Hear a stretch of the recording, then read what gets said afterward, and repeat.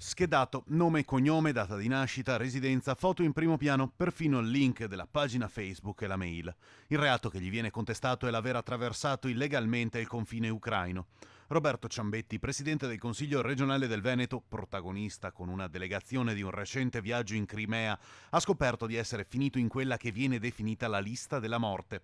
Mirotvorets, ovvero un sito ucraino che formalmente si posiziona come una organizzazione non governativa, ma che ha stretti contatti con la politica ucraina.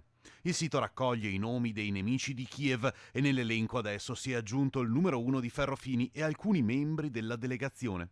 Il sito si è fatto questa triste nomea perché alcune delle persone finite in questa blacklist sono state successivamente uccise. Mi auguro e spero che appunto comunque chi di competenza, come abbiamo già fatto le segnalazioni opportune, chi di competenza verifichi questi siti, verifichi appunto se sono effettivamente personaggi pericolosi o meno.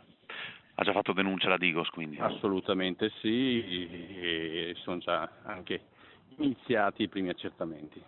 Comunque la vostra battaglia contro queste sanzioni per creare ponti alla Russia con la Russia continua?